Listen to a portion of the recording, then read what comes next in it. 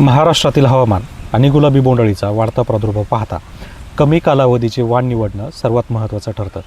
मग हे वाण साधारणतः 145 ते 160 दिवसामध्ये निघतात, ज्यामुळे जमिनीला ओलावा असतानाच पीक हाती येते. शिवाय खाली महाराष्ट्रातील टॉप वाणांची सविस्तर तांत्रिक माहिती या व्हिडिओमध्ये दिलेली आहे, त्यामुळे व्हिडिओ शेवटपर्यंत नक्की पहा. ठोकताळे न सांगता महाराष्ट्रातील हवामानानुसार कमी कालावधीतील साधारण 140 ते 160 दिवसामध्ये निघणाऱ्या टॉप 15 वाणांची तांत्रिक म्हणजे सायंटिफिक माहिती, वैशिष्ट्य तसेच बोंडाचे वजन आणि जमिनीच्या प्रकारानुसार सविस्तर माहिती खाली देत आहे. याच्यामध्ये पहिला वाण आहे राशीचा 659, जो साधारण 150 ते 160 दिवसामध्ये तयार होतो. महाराष्ट्रामध्ये सर्वाधिक पसंती याच वाणाला मिळते. याचं झाड सरळ वाढतं, त्यामुळे हवा खेळती राहते. शिवाय रसशोषक किडींना कमी बळी पडते आणि बोंडाचं वजन देखील 5 ते 5.5 ग्रॅमपर्यंत भरतं. दुसरी आहे टाटा धन्य. ही व्हरायटी साधारण 140 ते 150 दिवसामध्ये तयार होते आणि हे वाण इतर वाणांच्या तुलनेत 15 दिवस आधी फुल धरतं आणि पहिल्या 2 वेचणीतच जवळजवळ 70 ते 80% कापूस आपल्या हातामध्ये आलेला असतो. शिवाय जमीन हलकी मध्यम या दोन्ही जमिनीमध्ये हा चालतो. याच्यामध्ये तिसरा वाण आहे नोझिविडूचा प्रताप, अर्थात 4455. याचा कालावधी साधारण 150 ते 155 दिवस आहे. मोठी बोंड आणि अंडाकृती आहे, त्यामुळे पांढऱ्या माशीला देखील हे वाण बऱ्यापैकी प्रतिकार आहे, म्हणजे पांढऱ्या माशीचा प्रादुर्भाव याच्यावर होत नाही. 5.5 ते 6 ग्रॅमपर्यंत बोंड हे भरतं. चौथा आहे कावेरीचा एटीएम आता आर्थिक तुम्हाला माहिती आहे, साधारण 155 ते 160 दिवसामध्ये हा वाण तयार होतो. कमी पावसात तग धरण्याची जबरदस्त क्षमता या झाडामध्ये आहे. झाड काटक आणि पाणी लवकर लाल पडत नाहीत. शिवाय जमीन कोरडवाहू आणि हलक्या जमिनीसाठी हा सर्वोत्तम वाण आहे. याच्या पुढचा आहे अजित 199. अजित 199चा कालावधी देखील 150 ते 160 दिवस आहे. रसशोषक किडींविरुद्ध हा अतिशय चांगला आणि सहनशील प्रतिकारक शक्ती या वाणाची अतिशय चांगली आहे. हलकी मध्यम आणि भारायती म्हणजेच जिरायती आणि बागायती दोन्ही प्रकारच्या जमिनीसाठी चालतं. शिवाय 5 ग्रॅमच्या आसपास याच्या बोंडाचं वजन भरतं. सहावा आहे राशीचा 773. 155 ते 160 दिवसामध्ये हा वाण देखील तयार होतो.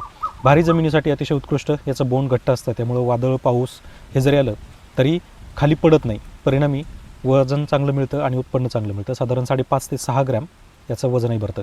कावेरीचा मनी मेकर पुढचा वाण आहे, जो साधारण 155 ते 165 दिवसामध्ये तयार होतो.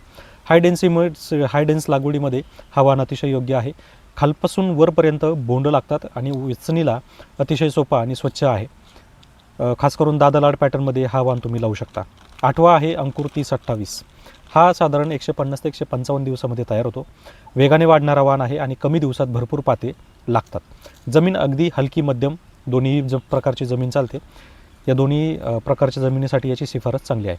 पुढचा आहे नोझिविडू भक्ती, अर्थात 145. हा वाण देखील 150 ते 160 दिवसामध्ये तयार होतो. हा वाण ओलावा टेकून ठेवणाऱ्या जमिनीमध्ये उत्तम येतो. तसंच विल्टिंगला हा बळी पडत नाही, म्हणजेच मर रोगाला बळी पडत नाही. याचं वजन थोडंसं कमी मिळतं, साधारण 4.5 ते 5 ग्रॅम. 10वा आहे व्ही विठ्ठल. हा वाण देखील 145 ते 155 दिवसामध्ये येतो.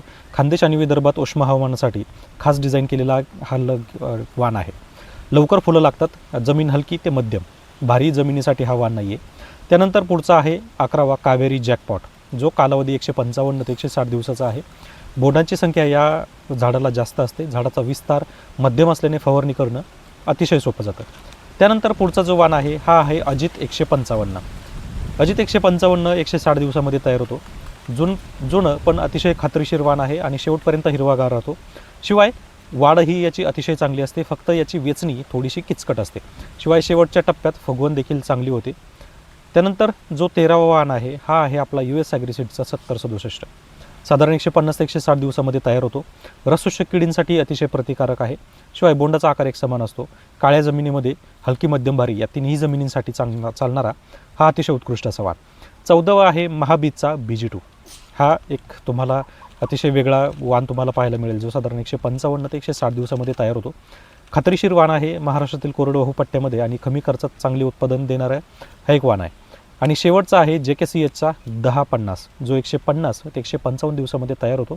लवकर येणारा वाण आहे आणि याची रोगप्रतिकारक शक्ती देखील उत्तम आहे आणि शिवाय बोंडाची वेचणी सहज होते. याच्यामध्ये जर तुम्हाला बोंडअळीचा त्रास टाळायचा असेल तर मे महिन्याच्या शक्यतो शेवटच्या आठवड्यामध्ये किंवा जूनच्या पहिल्या आठवड्यातच लागवड करा.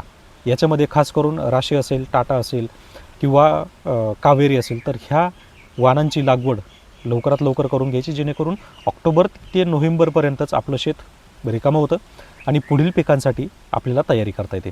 तर मित्रांनो, तुम्हाला यापैकी कोणता वाण बेस्ट वाटतो मला नक्की सांगा. तसेच तुम्हाला आणखी कोणत्या वाणांबद्दल माहिती पाहिजे कमेंट करून सांगा आणि त्या वाणांबद्दल आपण पुढच्या व्हिडिओमध्ये नक्की माहिती घेऊ. तर मित्रांनो, व्हिडिओ जर आवडला असेल तर व्हिडिओला लाईक करा, चॅनलला सबस्क्राईब करा. धन्यवाद.